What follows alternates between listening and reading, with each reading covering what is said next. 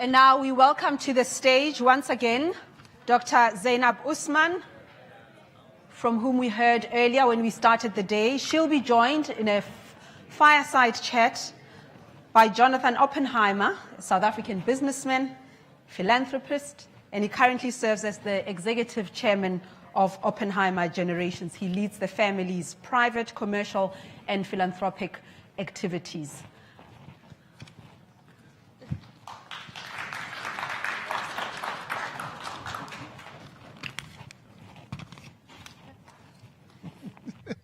This is dangerous, Zainab. It's very dangerous. Good to see everyone. Hope we're all energetic. There's coffee. I can hear a lot of murmuring, so I think there's still energy in the room. I'm here with Mr. Jonathan Oppenheimer. He has already been introduced by Reddy, and we're going to go right in. Mr. Oppenheimer. Can I stop here? Yes. I look for my grandfather when people ask for Mr. Oppenheimer, so please, okay. Jonathan. Okay. Okay, Jonathan. Thank you. You are deeply involved in a range of commercial and philanthropic work across the African continent through Oppenheimer Generations, Oppenheimer Partners, the Brenthurst Foundation, Oppenheimer Generations Foundation, to name a few. You are also a member of the Board of Trustees of the Carnegie Endowment. And very importantly, it was thanks to your generous support that we were able to establish the Carnegie Africa Forum in February 2021.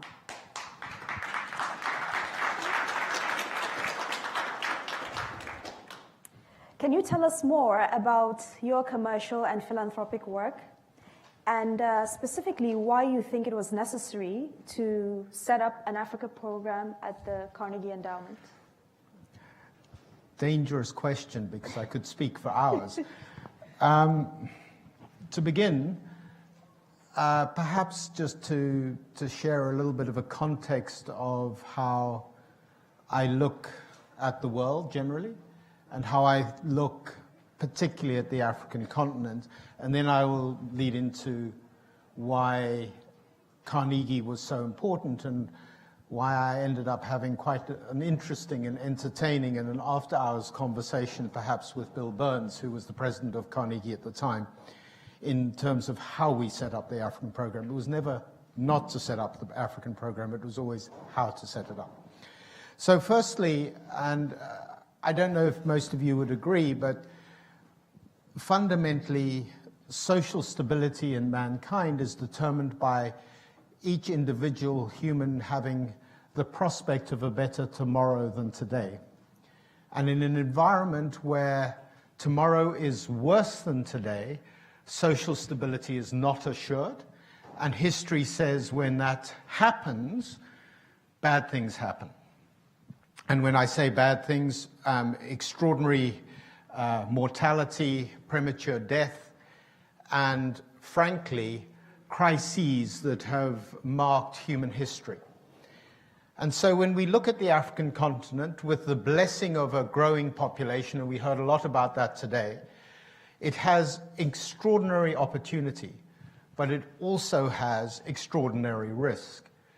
The African urban population is going to grow from about 500 million people today to about 1.2 billion people by 2050. So just to think about that in numbers terms, we have to urbanize in an environment where well-being is assured for those people, 700 million people in the next 25 years. To contextualize, just to put it into people's minds, China has urbanized 350 to 400 million people over the last 30. It's a depressing thought when you think about it in those terms. So, what does Africa need? Africa needs to be able to create additional goods and services to support those 400, 500 million people, 700 million people coming into the urban environment. And it needs to do it in an increasingly ecologically sustainable way, using green energy, finding efficient ways to transform what is a hopelessly underserved and under-infrastructured environment. And so with that perspective and that worldview in mind, I've dedicated a large amount of my time to trying to find ways to do good business in Africa, to prove that it can be done, to find tipping points and points of leverage to try and change the African continent and try and change the narrative in Africa to be able to attract more capital, and try to understand what does and does not work. And so, perhaps boasting, and forgive me, in the last 6 years, we as a family have invested $1 billion on the continent and are doing good business. It's one of the single largest investments into Africa in the last 6 years. But it's not easy. It's incredibly hard. It takes an enormous effort. And frankly, it demands even more time than money. We joke in our offices that Africa is a place where you can be capital light, but you have to be time rich. And when I look at the audience here and I look at the kinds of people who come to Africa, generally time rich isn't something that most people feel comfortable with.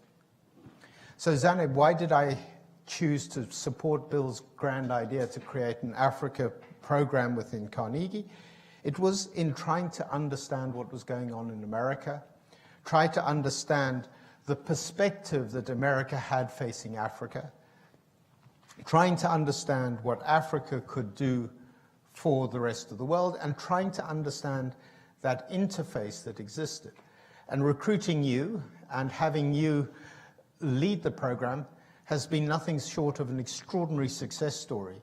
I mean, we were talking backstage and Zainab was quietly boasting that of all Carnegie's programs, and anybody from Carnegie who thinks this is wrong, please shout, but of all Carnegie's programs, the African program is best attended. And it's not...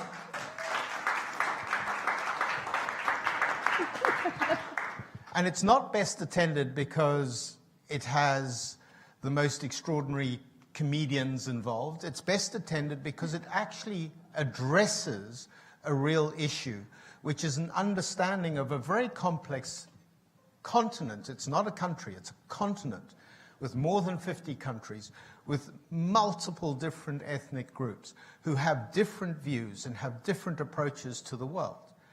And Carnegie has uniquely gone about effectively explaining what's going on in this continent to an incredibly important community and partner, which is the United States.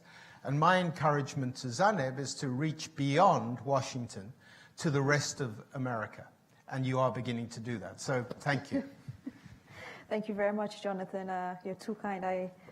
You're describing the work we're doing, and it feels like I'm having an out-of-body experience. I'm like, who is he describing? So thank you very much. But I do want to follow up on something you mentioned, which is communicating and conveying certain messages to the United States, to certain communities, whether it's policy communities or other stakeholders in the United States. What key messages do you think still need to be communicated on this front? Because even when we started the Africa program at Carnegie, there were other think tanks, and there are still other think tanks and policy and research institutes in DC and elsewhere. So what gap did you think we could fill on this front? So there are about 3 or 4 different nuanced questions in what you've just asked. Mm-hmm. And they, like all these things, trying to pick which has the most merit is difficult. But fundamentally, I think that in a somewhat privileged way, I'm able to stand across different perspectives. I travel a great deal. I spend some time here in the US, time in Europe, a huge amount of time in Africa, time in Asia. And it gives me perhaps more of a global perspective than most.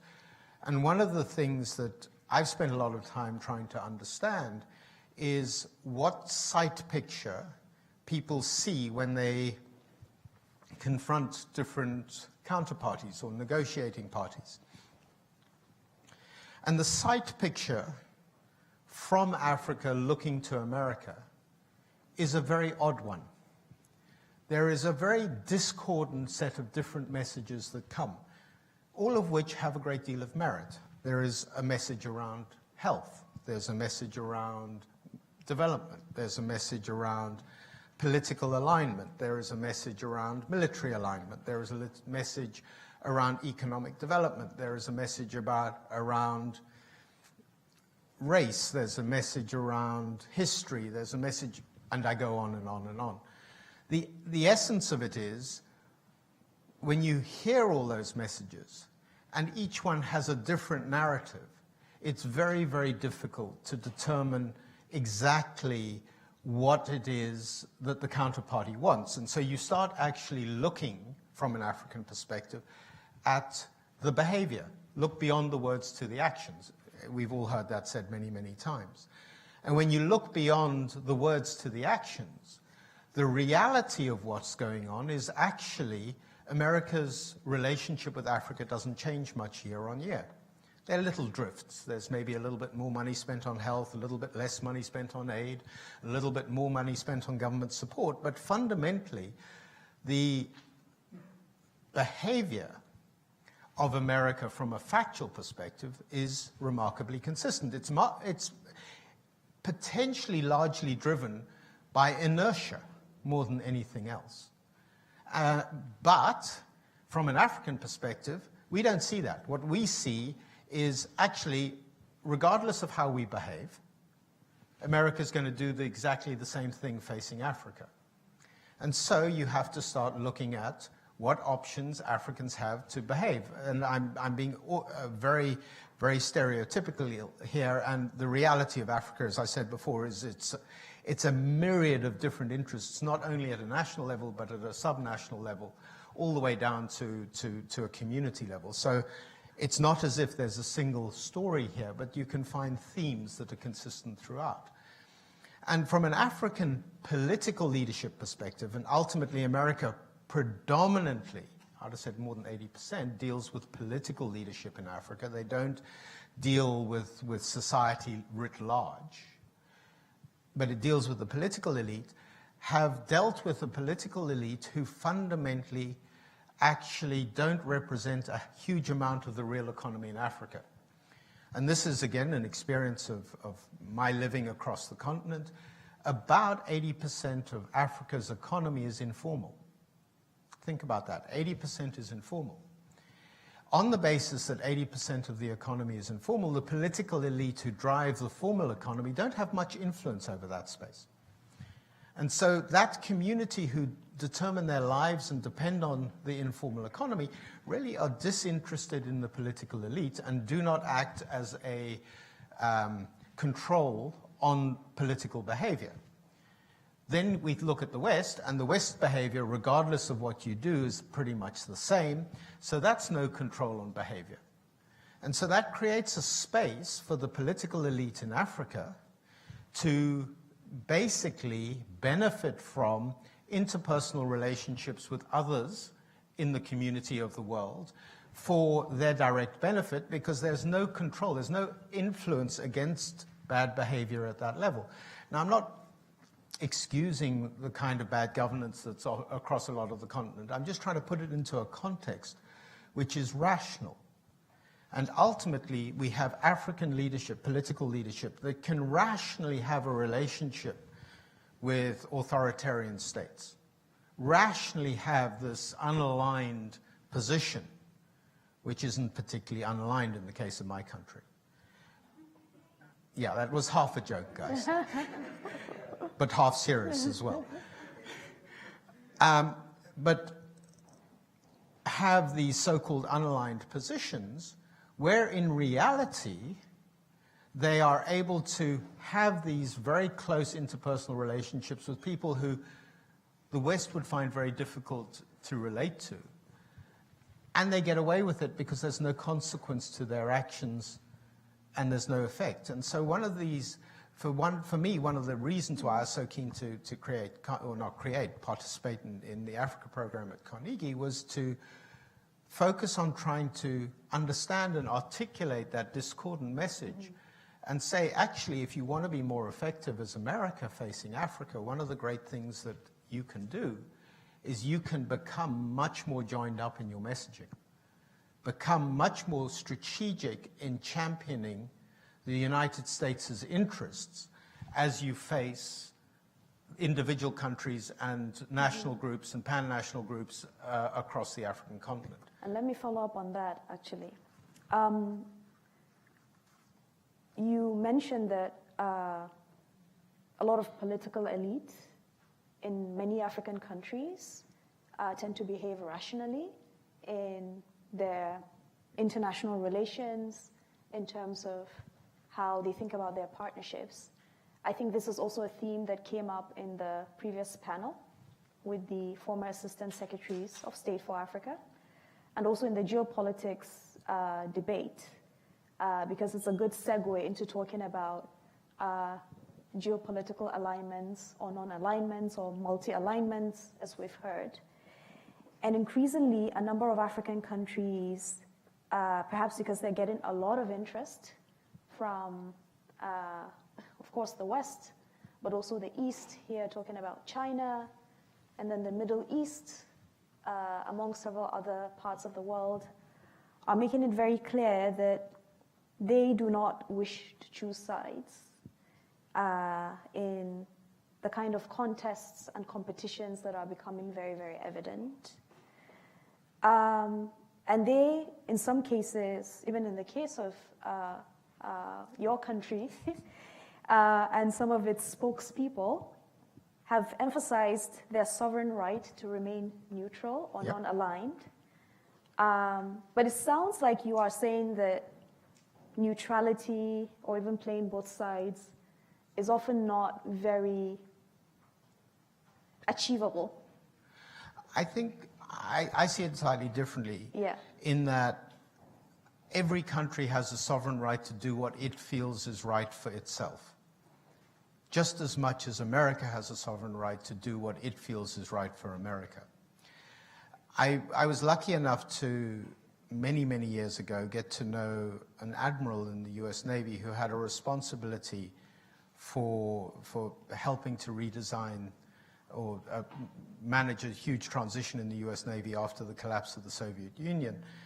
And Hank said to me, after much work, that they had understood that the purpose of the US Navy was to protect and project US interests abroad. This is the US Navy, and he was very, very specific. It was to protect and project US interest abroad.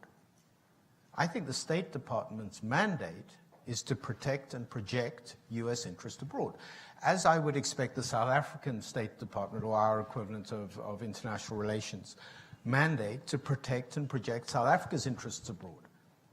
And in that space, if you are truly honest to that question, then absolutely you can have a non-aligned relationship where you choose to play party A in circumstance B and party C in circumstance D.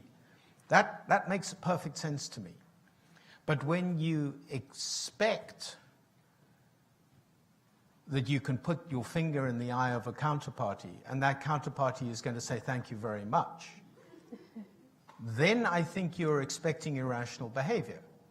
And that is a large part of the problem that we have witnessed. The confusion is too strong a word. The different voices that are in the room around US foreign policy facing Africa makes it very difficult for Africa to understand where it stands in that relationship. And as I said before, what ends up happening is Africa, or African governments particularly, look beyond the words to the actions, and the actions say, you can put a finger in the eye of America, twiddle it around and say, ha ha, aren't I having fun? And what America says is, thank you so much, please carry on. And I don't think that's rational.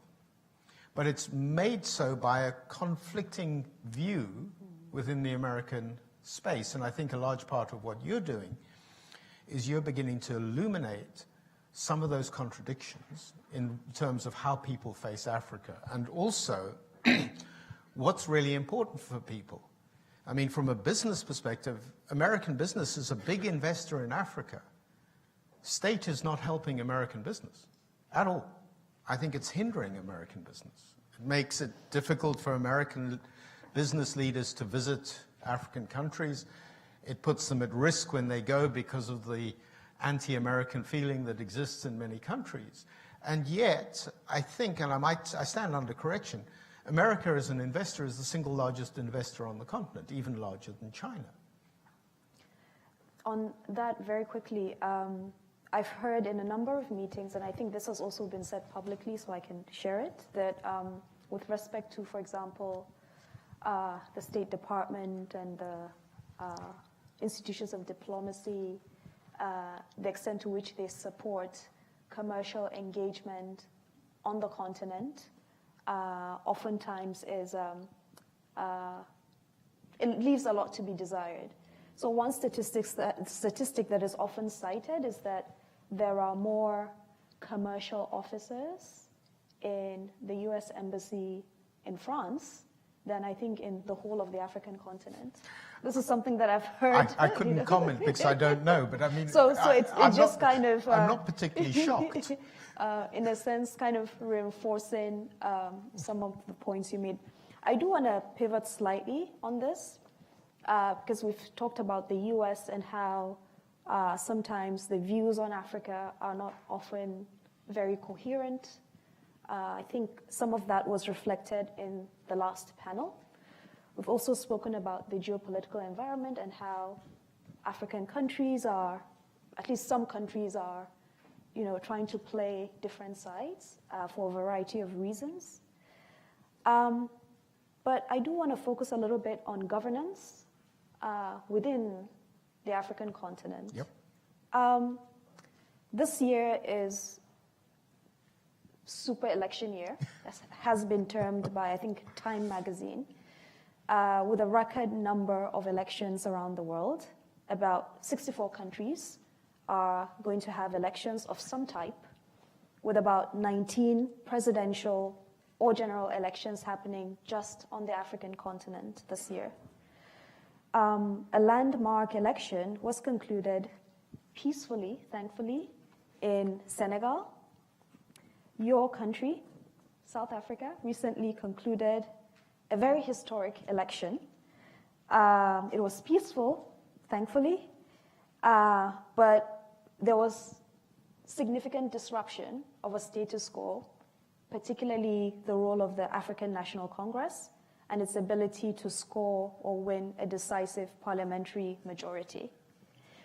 I mentioned some of these cases just to point to the fact that the state of governance on the African continent is also very kind of dynamic, to say the least. What are your thoughts about where perhaps South Africa and indeed a number of countries are headed on the continent? I mean, we've seen also Kenya right now undergoing a lot of political turmoil. So any thoughts? We have nice polite words for basically the world's gone to bleep, bleep, bleep. Zainab, I think what's interesting is of those 19 elections on the African continent, I was trying to figure out what I would consider truly free and fair, and I came to sort of 3 or 4. And therein lies a large part of that narrative. But I want to come back to actually a slightly different point. And that is, across the African continent, we have 1.2 billion people. Barring no country, we don't have universal health care that is effective. So we have to work incredibly hard as individuals. We don't have broad systems of social support. We rely on extended family structures. And so I often talk about Africa as the continent of individuals who have this extraordinary ability to hustle to survive.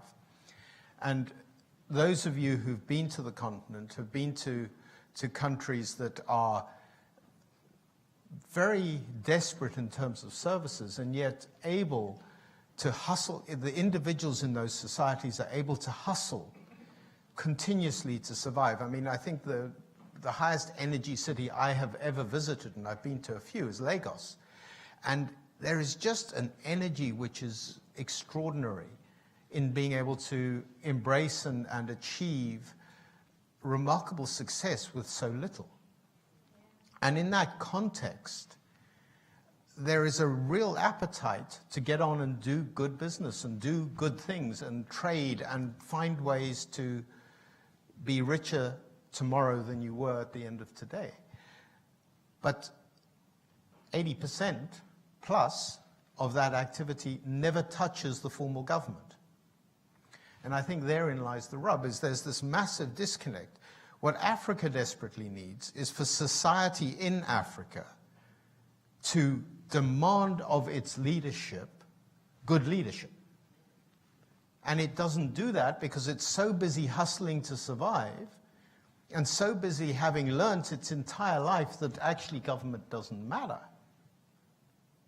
That we are in this unique place where government has a free hand to do as it wants. And this is, again, it's not by way of an excuse for what happens in government.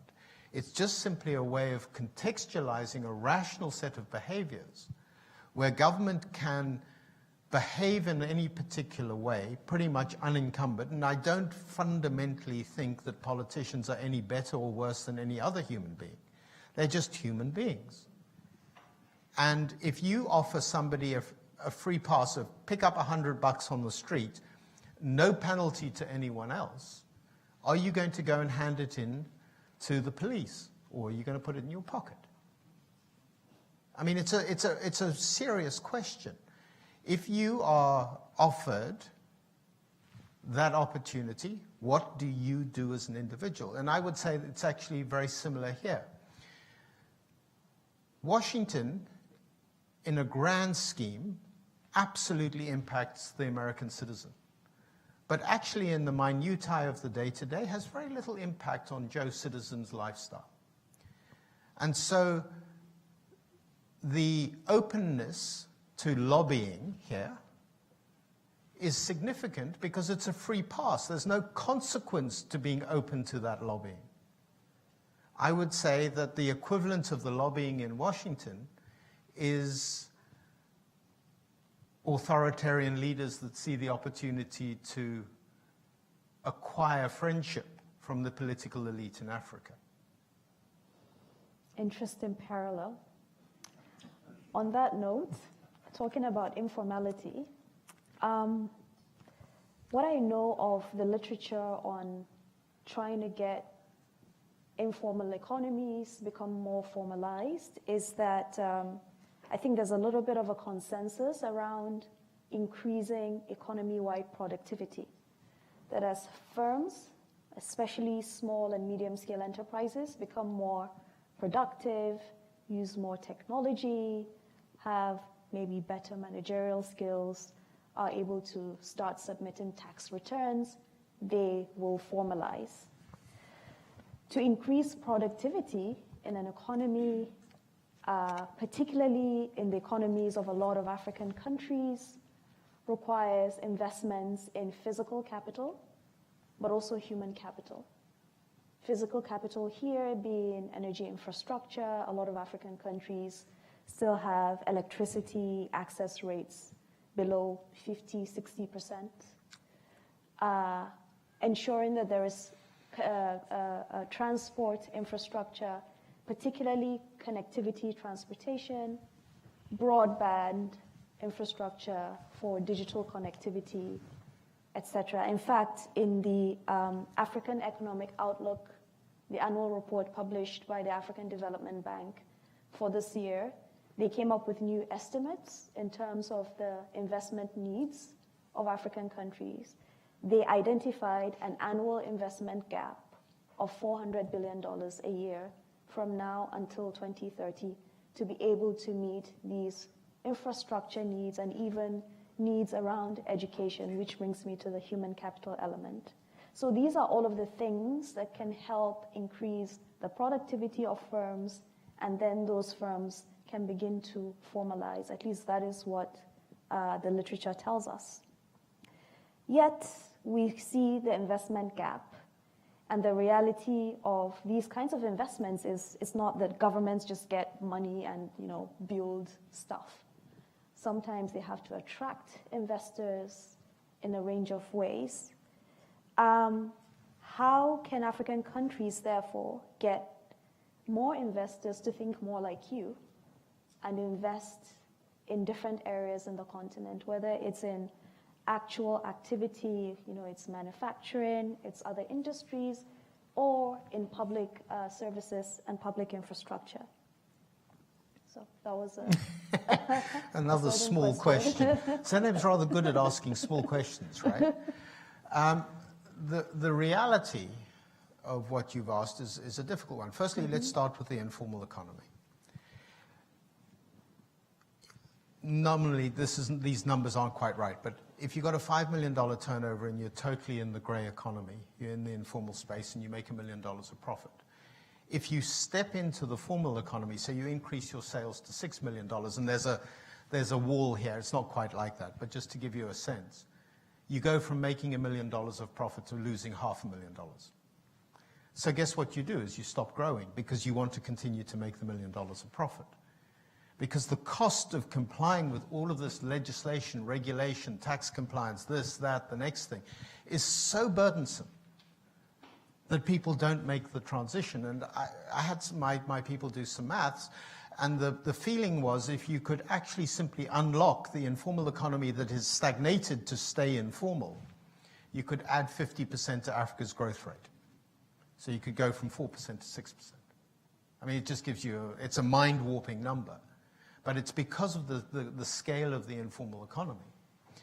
So informally, I think that transition is more difficult to manage than people need, and the wall between the formal and the informal is actually growing, not shrinking.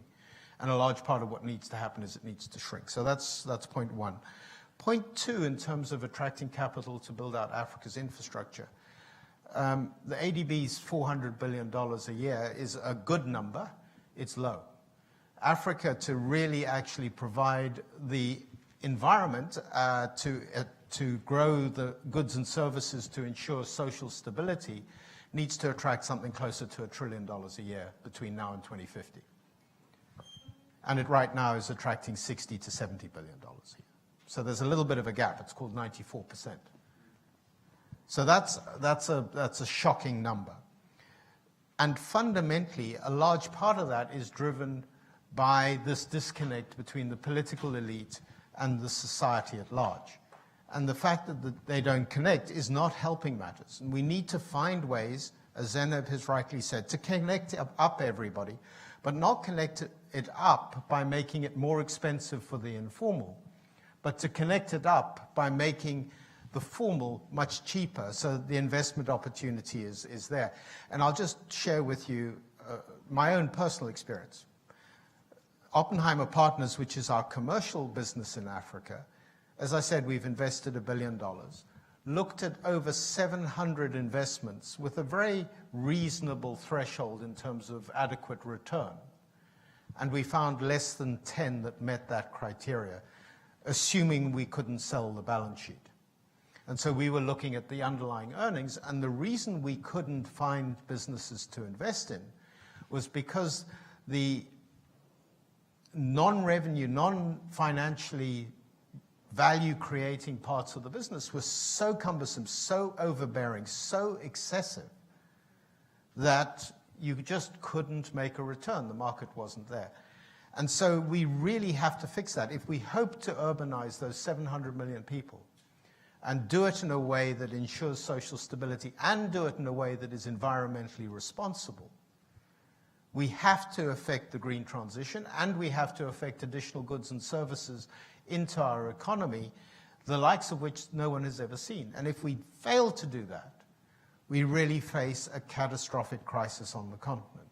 And so the challenge for all of us is, what can we do to enable leadership that understands that creating that environment to attract the capital, to attract the human capital as well, with the skills necessary. And I actually Of the two, the financial capital is more difficult to get right now. So on balance, I'm focusing that side. But I totally agree. The human skills are equally important. We're just lucky. We've got lots of humans. We just need to skill them. And we can do that. I mean, history has shown where there is a need, people acquire the skills. It's more difficult to educate people when you don't know how you need to educate them. And so let's create the opportunity. Let's create a dynamic growth environment on the continent. Let's take my own experience of finding those businesses, and instead of only being able to find 10 out of 700, let's get to a place where we're finding 600 out of 700. We will be able to attract the $1 trillion of global capital, and we will be able to provide Africans with enough prosperity that tomorrow will be better than today, and that we will have an incredible, prosperous continent where we will become the engine for global growth in the 21st century, as is the possibility that Africa represents. That is, for me, the dream, and that is the ambition, and that is what I wake up in the morning and work to try and achieve, and that is why Zainab is here driving the American piece of that. So thank you. Thank you very much, Jonathan. Please, a round of applause to him.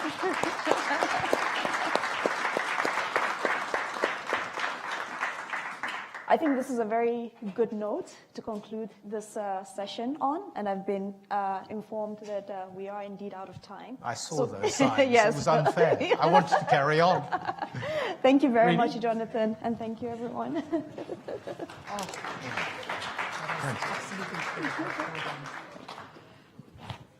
Thank you so much for those fascinating insights, experiences, and case studies, and just an overview of what it's like on the ground versus the leadership culture in areas of your operation.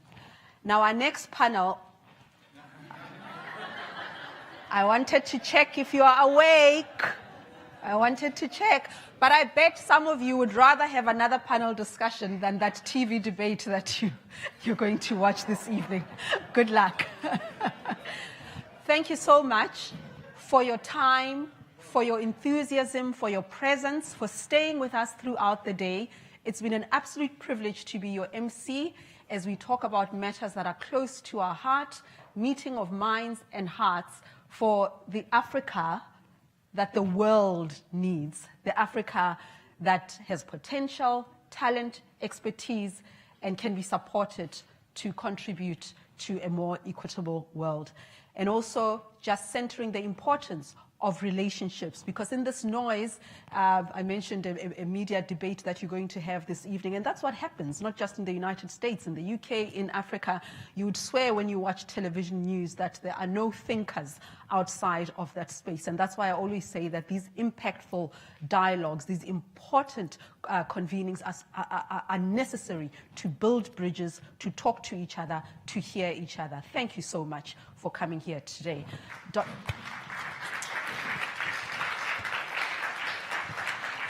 Dr. Zainab Usman will close formally for us until we meet again. Bye-bye. Thank you.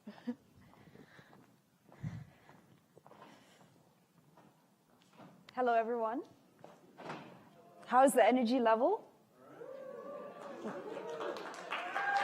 Let's try that again. How's the energy level?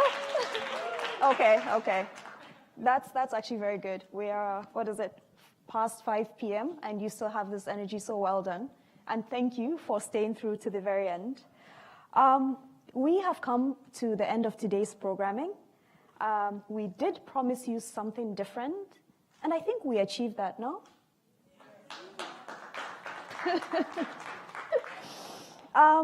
We've had wide-ranging discussions on various topics, but all of the topics are actually interconnected. African diplomacy in the US, we heard from a number of the African ambassadors here in Washington, D.C., from around the continent, North Africa, West Africa, East Africa, etc.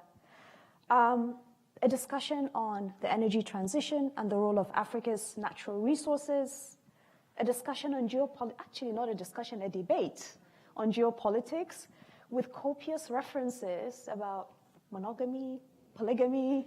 I heard all of that, so that was very, very interesting a lot of sound bites there for us all. A discussion on artificial intelligence, the opportunities it presents to the African continent, and the need to ensure that African countries are on the global table of discussions, and also a retrospective look at US diplomacy in Africa and how to reimagine the relationship with the continent and the tools available. And finally, the fireside chat we just had with Jonathan Oppenheimer, a key supporter of the Africa program, our member of the board of trustees at the Carnegie Endowment. But I think very importantly, someone who literally puts his money where his mouth is. And in this case, not just with support of the Africa program, but investments on the continent in the kinds of industries that will generate jobs and will generate opportunity for the millions of young people on the continent. And I think that is so important. That is really, really what the continent needs. We need jobs, we need prosperity, so that African countries and African citizens can be able to demand better governance, will be better placed to have the time and the ability to demand better governance from their leaders. As we close our first ever Carnegie Africa Forum, I hope today's conversations inspired by this lovely venue has provoked a lot of thinking and a lot of ideas. And I really want to emphasize that our objective today was not at all to have a policy discussion.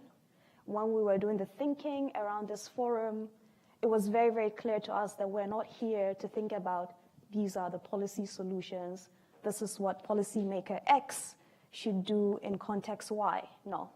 This was meant to be a forum for coming up with thought-provoking ideas on the key issues that matter. And I hope that as you leave today, you have been inspired to think differently about some of the topics that we have covered. I would like to use this opportunity to thank a number of people who made this forum possible. Primarily, the Carnegie Endowment, my colleagues, in the Africa program, our program manager, Andrew Danik, colleagues in the Africa program, Blaine Solomon, Jane Monga, Saskia Holman, Alexander Chinadi, Sylvester Kofi Kwanzaa, and also our colleagues in other parts of Carnegie who have all been here to contribute to make this program a success in communications, Emily, Jocelyn, there are a lot of them, so I cannot remember all of the names. I've slept for only 3 hours last night, so forgive me. But all of our colleagues in Carnegie Comms, our junior fellows, Caroline, Dan, Francesca, Sarah, other colleagues, JK, just coming up with the names now, Mira, Nick, and all of the other colleagues, thank you very, very much. And of course, the Woolly Mammoth Theatre Company for hosting us. This has really been a delightful experience. Of course, I would like to thank our esteemed speakers who showed up today, many from different parts of the world.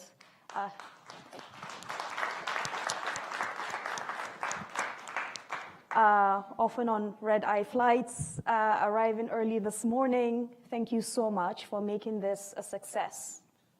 And finally, to all of you, our audience, our guests who are here in person, and those of you connected online, thank you very much for following our work, for engaging with us. We receive messages, we receive emails, so we are not always responsive of emails. We receive like 200 a day, so please be patient. We're going to get through a lot of emails this summer. But we're really excited at all of what we could do together. Thank you very much for joining us once more, and I wish you safe travels back to your respective destinations. Thank you.